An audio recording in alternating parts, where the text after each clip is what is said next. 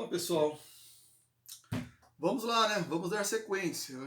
Já que a transmissão ao vivo não funcionou lá como nós esperávamos, né? Vamos tentar continuar aqui de onde a gente havia parado. Creio eu que... Estou com o microfoninho aqui. Espera só um minutinho.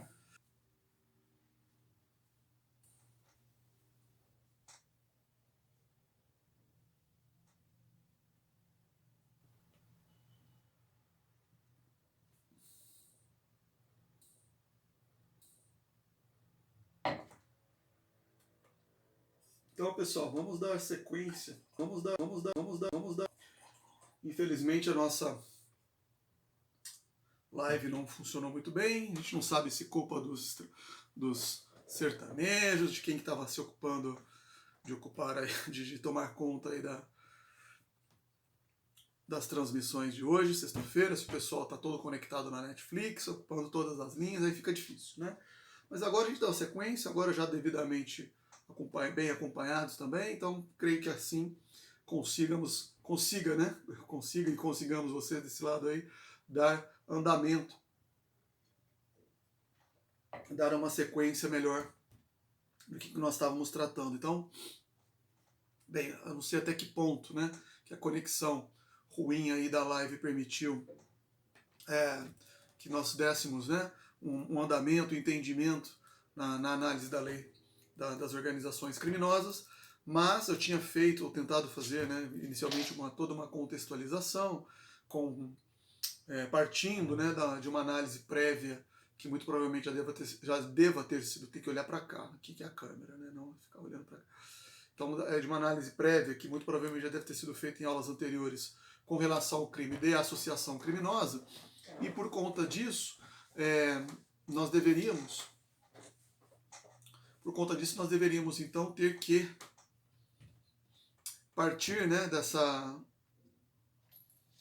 desta comparação, né, que nós podemos fazer dos crimes de organização previstos na lei de organizações criminosas com a tipificação das chamadas associações criminosas no Código Penal. Tá certo? Então, basicamente tentamos fazer essa contextualização. Se realmente a qualidade ficar muito ruim, eu nem vou levar em consideração quase uma hora que nós tivemos de transmissão, né? Mas vamos considerar então que a partir daqui o ponto mais importante vai ser esse, né? De fazermos uma comparação entre o crime de associação criminosa e a lei e as previsões contidas na lei das organizações criminosas, do tipo de associações criminosas e as hipóteses previstas na lei de organização criminosa. E nesse ponto eu sugeri que vocês fizessem, né, cheguei a começar a rascunhar aqui um quadrinho comparativo, né, e vou voltar nele apenas para deixar o mais claro possível, né, dessas diferenças. E basicamente nós temos aí, primeiramente, né, que comparar o número de...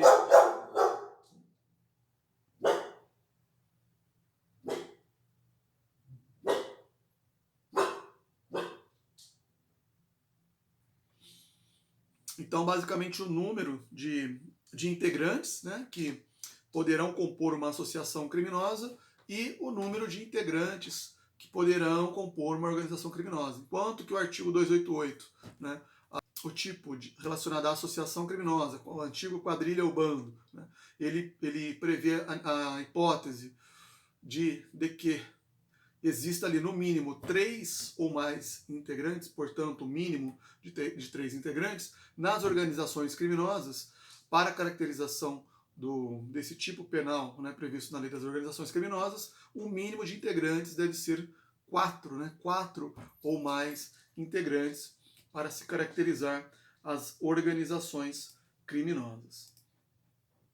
Além disso, o segundo traço diferenciador que nós vamos então encontrar aí em relação às associações criminosas e às organizações criminosas é que a associação prevista no Código Penal, nesta associação, os criminosos eles buscam praticar crimes. É essa a previsão contida no Código Penal, a prática de crimes. Há uma associação de indivíduos para a simples prática de crimes. O que é crime, o que não é? O Código Penal ele considera apenas a palavra crime. E sempre que o legislador considera a palavra crime ou a expressão crime, pressupõe-se aí que ele esteja excluindo, né? Essa é a regra, né? Quando se trata de crime, se exclui aí o conceito ou as hipóteses de se considerar que as chamadas infrações, as chamadas contravenções penais, porque o legislador ele restringe, né, o elemento típico do delito à expressão crime.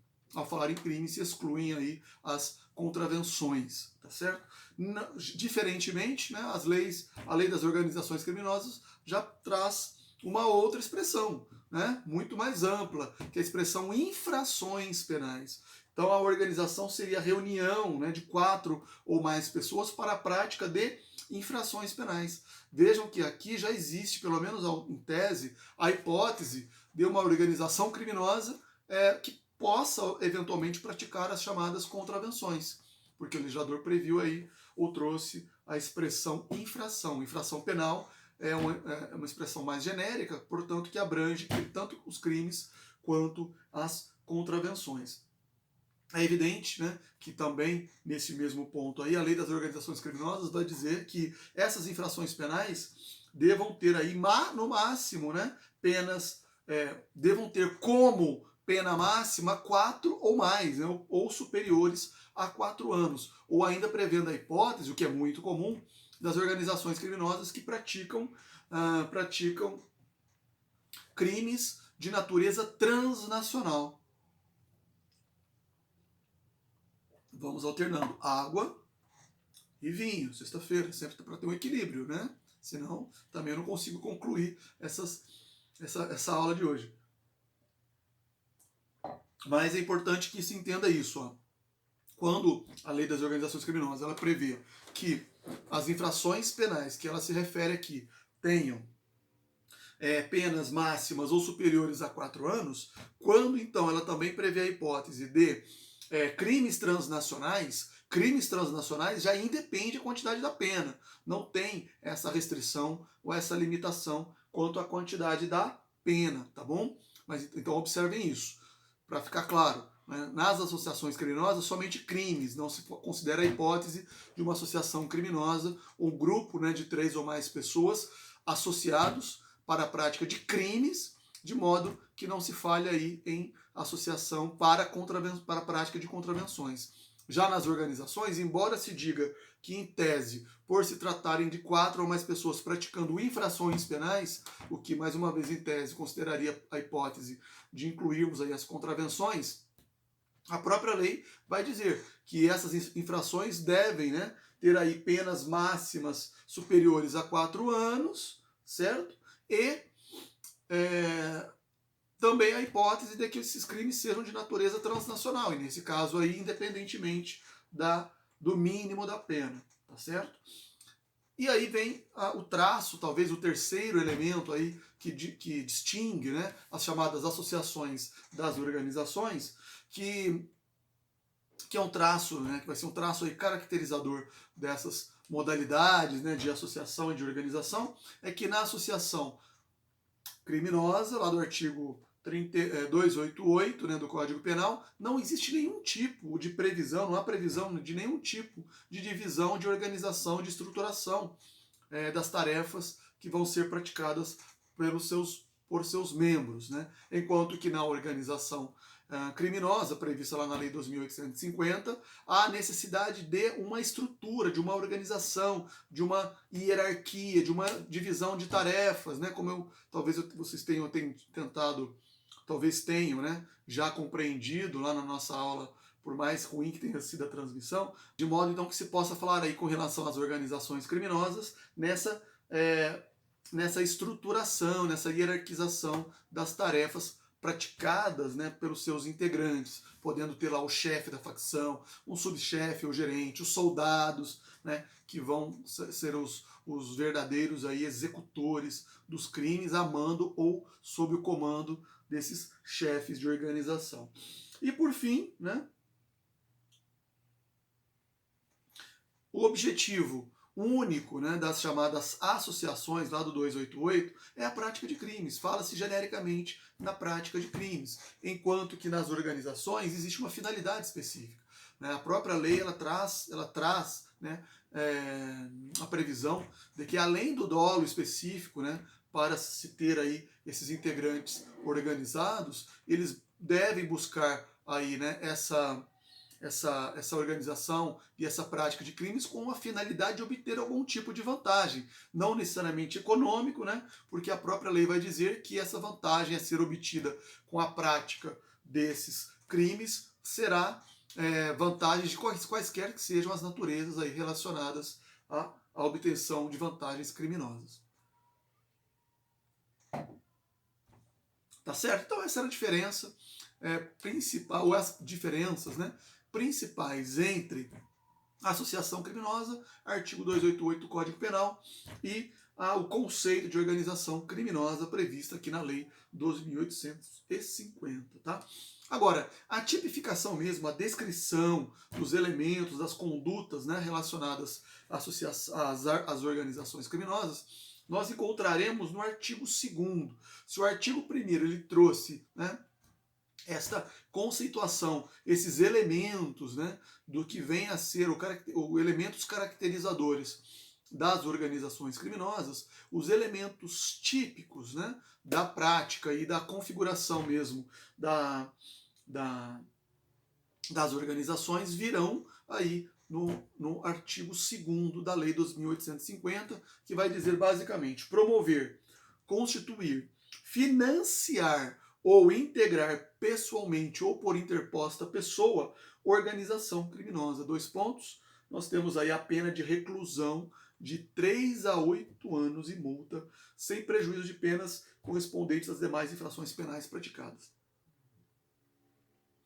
Percebam aqui que muito parecido, né, muito nesse ponto também, um tanto quanto semelhante com as associações criminosas, as organizações elas são punidas de modo autônomo, não é? Ou seja, é possível a simples caracterização de uma organização independentemente das práticas infracionais de delitos que venham a ser praticados pelos seus integrantes, tá bom? Eles vão responder de 3 a 8 anos simplesmente por integrar, promover, constituir ou financiar uma determinada organização. E aqui nós já estamos falando de um chamado tipo penal misto ou alternativo, tipo penal misto alternativo, ou seja, que prevê aí diversos, né, verbos nucleares do tipo para caracterização da conduta. É muito parecido com o tráfico de drogas, né, que também prevê lá várias possibilidades de conduta, né, como doar, vender, negociar, transportar, armazenar drogas. Percebam que são vários verbos nucleares que permitam, que possibilitam a caracterização do crime de tráfico. Aqui é a mesma coisa, né? Para se configurar uma organização, é possível a promoção, a constituição, a integração, o financiamento, né? De modo aí que quaisquer que sejam essas condutas, elas podem então caracterizar a organização criminosa, e tudo isso independente dos demais crimes que porventura sejam cometidos pelos integrantes desta organização. Então é aí que está, vamos dizer assim, a tipificação das organizações. O parágrafo 1º, ele ainda vai dizer, né, que nas mesmas penas, ou seja, cria também uma figura, vamos dizer, equiparada, né, para a caracterização da organização criminosa, aqueles que impedem ou de qualquer forma embaraçam, né, dificultam, criam obstáculos para a investigação da infração que esteja aí relacionada ou envolvida no âmbito dessas organizações criminosas.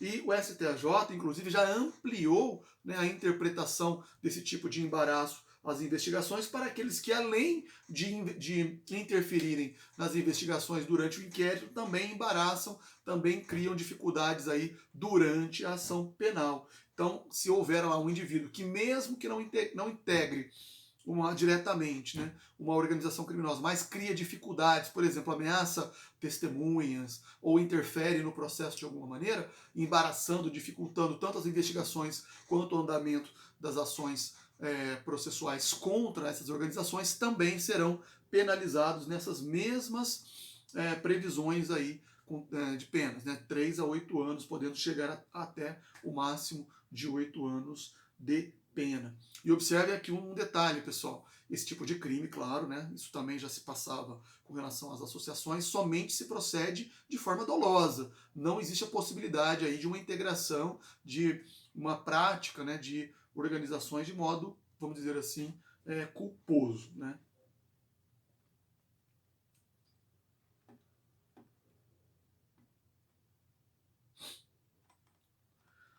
Depois, basicamente, o parágrafo 2º e o parágrafo 3º prevê algumas hipóteses, né, de aumento, de agravamento da pena, né, quando nós temos aqui, por exemplo, a participação de crianças, adolescentes. A gente vê muito isso, muito comum no tráfico, infelizmente, né, usam lá os aviãozinhos, os fogueteiros, né, ficam recrutando adolescentes, crianças, adolescentes, justamente para além, né, de infelizmente fazer com que eles se insiram no mundo do crime, né, acabam muitas vezes também dificultando, né, a própria abordagem, investigação desses crimes, porque obviamente por serem menores de idade, eles não serão, né, abordados ou abrangidos por esse tipo de lei especial, né. Também existe a hipótese aí de participação de funcionários públicos,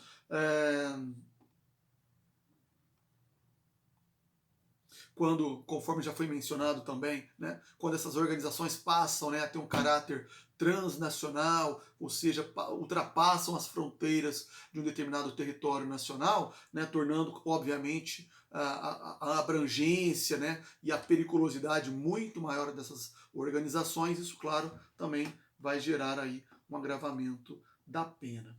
Tá bom, pessoal? Então eu gostaria apenas de dar aí esse complemento, né, a abordagem que nós tentamos fazer durante a aula de hoje. Conforme eu disse para vocês, eu vou buscar aí no decorrer da semana, né, complementar essas informações. Tem aspectos muito mais aí relevantes, né, que deveremos e veremos, claro, com relação à lei das organizações criminosas, como a bendita da chamada colaboração premiada, a possibilidade também de infração de agentes. Vou finalizar agora aqui a análise, né, desses pontos aí iniciais, centrais, mas que são de grande importância para o entendimento das organizações, e vou deixar aí para uma outra oportunidade, já convidando a todos aí para acompanharem, né, as publicações aqui do nosso canal, para que vocês tenham depois atualizados então os temas e as abordagens, né, que nós faremos na sequência. Presta atenção, nós teremos então uma sequência de vídeos aí sobre a lei das organizações criminosas. Lembrando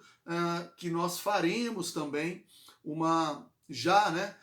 as nossas considerações e observações com base nas atualizações que foram trazidas pelo pacote anticrime, conforme também já havia mencionado anteriormente, que foi a Lei 13.964 de 2019. E só para fazer aqui uma rápida observação, uma palhinha, né, e uma grande modificação trazida aí pelo pacote anticrime, né, o parágrafo 8º, aqui nós estamos comentando, né, o artigo 2º da lei, né, o parágrafo 8º foi aquele que trouxe,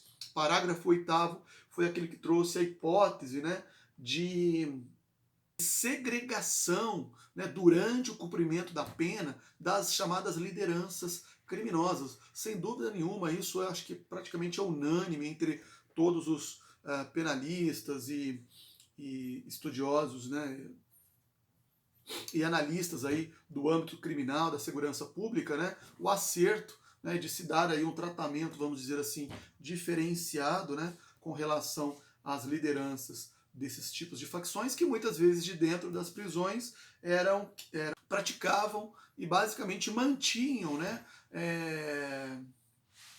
as atividades dessas organizações e facções, muitas vezes até de uma maneira mais eficiente, já que eles estão ali, né, trancafiados e tem toda uma estrutura, vamos dizer assim, né, do Estado, que faz com que eles dali de dentro né, claro, por omissão, né, do Estado, dali de dentro façam comandos, né, e comandem aí as atividades criminosas de fora dos presídios, né? E com relação a isso também essas modificações acabaram sendo trazidas, né, pelo pacote anticrime, foram introduzidas e inseridas na lei das organizações criminosas. Então com isso eu vou encerrando aqui por hora esse nosso vídeo. Como eu disse, fiquem atentos aí às próximas publicações no canal, que nós daremos então sequência, né, à análise dos crimes, da lei das organizações criminosas, conforme, né, foi aí a solicitação de todos, né, para que dessemos uma atenção e uma abordagem para esses crimes. Então, no próximo vídeo também falaremos aí de outros detalhes importantes da lei das organizações criminosas, como a colaboração premiada, infiltração de agentes e também os tipos penais específicos que são traçados e trazidos pela lei das organizações. É isso, pessoal. Muito obrigado, então. Continue, então, acompanhando as nossas aulas. Se possível, façam os comentários, deixem suas dúvidas aí. Existe esse espaço disponível para isso também. Eu tenho certeza que vamos aproveitar bastante ainda que estejamos distantes, em isolamento, né? Mas eu tenho certeza que poderemos aproveitar e termos a oportunidade de discutirmos bastante sobre sobre a legislação penal especial e também todos os demais temas que virão aí pelas próximas semanas pelo canal. Muito obrigado, pessoal, e até a próxima.